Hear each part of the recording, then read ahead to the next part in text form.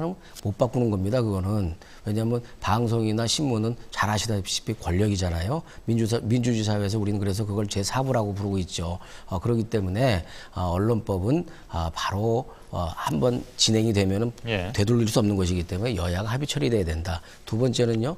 그것은 아까도 제가 말씀드렸지만 우리가 아무리 선거운동을 하고 우리가 민주당이 아무리 좋은 정책을 내도 신문이나 방송에서 보도해 주지 않으면 국민들은 모릅니다. 그리고 우리들이 민주당이 좋은 정책을 내더라도 보도하지 않고 민주당이 큰 소리 내는 것만 딱딱 찍어서 또는 큰 소리 내는 부분만 써서 그렇게 보도를 하면은 맨날 민주당은 대안을 안 내놓고 싸움질만 하는 정당, 발목만 잡는 정당 이렇게 되는 것이거든요. 그래서 언론은 이 공정한 심판자여야 된다는 것이죠. 그렇기 때문에 그런 공정한 심판자를 만드는 것은 양자가 동일한 기회를 가져야 되니까 완전하게 여야가 합의해서 처리하는 것이 일반적인 관례라는 거죠. 아까 제가 말씀드린 대로 제가 좀 얘기를 해도 될까요? 예, 짧게 좀 부탁드리고 그다음에 바로 두 분 법학자 여러분들 좀 연결하겠습니다. 말씀하시죠. 지금 그 미디어법에 대해서 이제 이야기를 하시고 이제 재개정 문제 이런 걸 얘기하셨는데 지금 이제 인터넷이라는 그런 새로운 매체 또 새로운 그 우리의 하나의 도구가 생겼습니다. 그렇기 때문에 과연 지금 신문과 방송이 제4의 권력인가? 여기에 대해서 의문을 표시할 분들이 굉장히 많을 겁니다. 신문의 영향력은 급속하게 줄어들고 있고 또 아까 여야의 입장을 고루 좀 다 해줬으면 좋겠다는데 그렇다면 벽을 다 헐어버리고 많은 미디어가 경쟁을 통해 갖고 작은 미디어, 큰 미디어, 이 미디어, 저 미디어 있다면 그건 굉장히 건강한 거 아닙니까? 시장을 새롭게 재편하고 더구나 미디어 시장이 굉장한 빠른 속도로 변화하고 있는데 왜 그 변화하는 그 발목을 잡는지 저는 미디어법 전체에 대해서 반대를 하는 것을 참 이해할 수가 없습니다. 그리고 한마디만 더 붙이자면은 우리는 역사로부터 또 과거로부터 많이 배웁니다. 1996년에 노동법을 이른바 날치기를 해가지고 정말 그 당시에 김영삼 그 정권이 커다란 타격을 입었습니다. 이번에 미디어법의 경우에는 그렇게 열린 민주당이 반대를 하고 이념 단체가 국회에 들어오고 큰 난장판. 저는 절차에 있어서도 헌재에서 절차의 문제를 인정을 했다는 게 전 도저히 이해가 되지 않습니다. 저는 제자리에 앉을 수가 없었어요. 민주당 의원이 제자리에 앉아갖고 투표를 못하게 했기 때문에. 그리고 들어가기도 우리 얼마나 힘들었습니까? 다 민주당 의원이 막았기 때문에. 그게 정상적인 겁니까? 먼저 정거하셨으니까. 아니, 그렇지만 들어오실 수 있었잖아요. 같이 들어오면 되는 거 아니에요? 의장석을 먼저 정거하고 그러면 그런 적 없었습니까? 그건 마찬가지 아닙니까? 그러니까 부지런하게 의장석을 정거했던 민주당도 옛날에 있었습니다.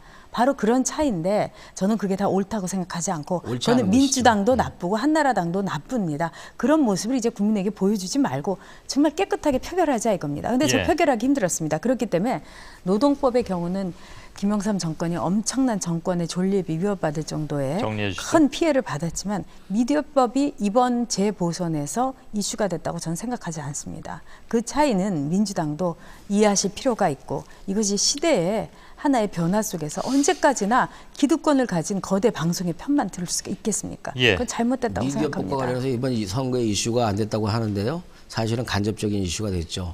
김재동 씨의 이 KBS 퇴출이라든지 여기 앉아 계신 송 교수님의 100분 토론 이제 하차라든지 이런 것들이 우리 국민들에게 굉장히 커다란 상처를 주었습니다. 그 미디어법하고 관계가 있나요? 잠깐만요. 그럼요. 어떻게 관계 있죠? 미디어법을 통해서 언론을 장악하고 있기 때문에. 지금 언론을 한 나라들이 장악하면 이렇게 하겠습니까? 제가 말씀드린 대로 그 전에 제 입장은 이미 제가 게시판에 올린 바가 있습니다. 그걸로 가름하겠습니다. 읽어보셨어요? 저도 읽어봤습니다.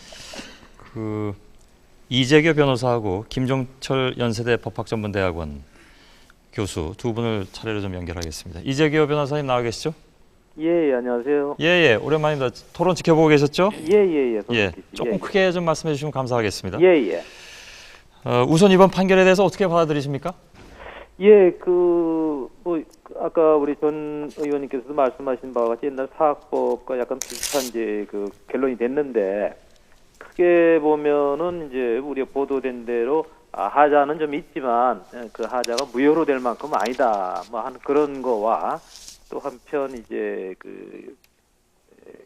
이 절차상의 어떤 좀 뭐 대리 투표라든가 어떤 혼란한 상황, 그다음에 이 토의나 이 표결이 제대로 안 이루어진 이런 건 있지만 국회의 그 표결 절차상의 어떤 문제는 국회 내에서 자율적으로 해결해야 될 문제다.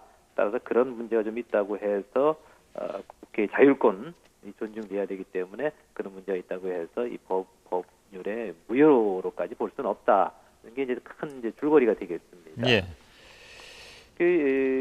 사실은 이제 저는 그렇게 봅니다. 이게 어떻게 하자가 있는데 유효할 수 있느냐 이런 이제 주장을 하는데 예. 사실 뭐 지난번 그 노무현 대통령 탄핵 때도 그런 얘기가 같은 맥락입니다. 무슨 말씀이냐면 노무현 대통령이 그 당시 위법을 한 건 있지만 그게 이제 대통령을 그만두게 할 만큼 탄핵을 통과시킬 만큼의 큰 위법은 아니다.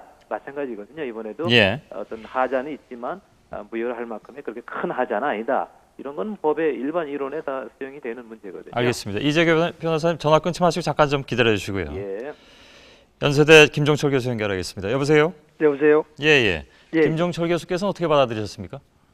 예. 그 조금 전에 이재규 변호사님께서 이 재판의 의미를 좀 정리를 해주셨는데 예. 조금 더 정확하게 좀 정리를 제가 다시 한번 해보겠습니다.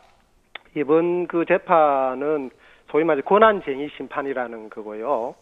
권한쟁의 심판에서 제1차적으로 다뤄야 할 본안적인 사안은 누구의 권한이 있느냐 없느냐, 그 권한의 범위가 어디까지냐를 확인하는 게 제일 중요한 심판 대상입니다. 그것과 관련되어져서 이번 헌재 결정은 국회의원들의 어떤 심의 표결권을 이런 절차적인 하자를 통해서 침해한 것이다라고 분명하게 확인을 했고요. 예. 그래서 이번 권한쟁의 심판의 가장 중요한 의의는 국회에서 입법 과정에 중대한 어떤 절차적인 하자가 있어서 국회의원들의 권한 심의 표결권이라는 권한을 침해했다라는 것을 확인한 것입니다. 그래서 굉장히 중요한 의미가 있고요. 권한쟁의 심판에 따르는 부수적인 어떤 효과로서 그 권한의 그 침해에 의해서 생기는 어떤 결과에 대해서 무효로 할 것인가 취소로 할 것인가 하는 어떤 권한을 헌법재판소가 부가적으로 가지게 됩니다. 예. 이것은 부가적인 권한인데 국회의 입법권 같이 매우 중대한 어떤 민주주의와 관련된 이런 권한의 행사와 관련된 것에 대해서 민주적 정당성이 국회에 대해서 보다 상대적으로 취약한 헌법재판소가 직접 그것을 효과 가지도 무력화시키는 그런 결정을 하는 것은 매우 그 중대한 헌정적인 효과가 생기기 때문에 예. 스스로 하지 않고 국회 보고 스스로 다시 하라라고 하는 그런 의미를 가지는 겁니다. 예. 그래서 이번 결정에서 두 번째 부분 법률 자체에 대해서 무효로 하지 않은 거가 마치 부각되어서 우리 일반 국민들은 마치 이제 결과만 가지고 하니까 그런데 이번 심판 대상이 되었던 것은 권한의 침해가 있느냐 없느냐는 것이고 권한의 침해가 있다라고 인정되면 그것의 효과는 그 피청구인인 국회의장을 포함한 그 국회가 이 부분에 대해서 그 위법 상태를 해소해야 될 법적인 의무를 받게 됩니다. 예. 그러므로 이 미디어법과 관련된 부분들은 그 절차적 흠결을 없애기 위한 노력을 국회 스스로 지금 해야 하는 그런 명령을 헌법재판소로부터 받은 것이라고 할 수 있습니다. 그러면 김종철 교수께서는 이 문제가 국회에서 재논의돼야 된다고 보신다는 말씀이신가요? 예, 그게 그 기본적인 효력이죠. 이재규 변호사님 반론 있으시면 해주시겠어요? 예.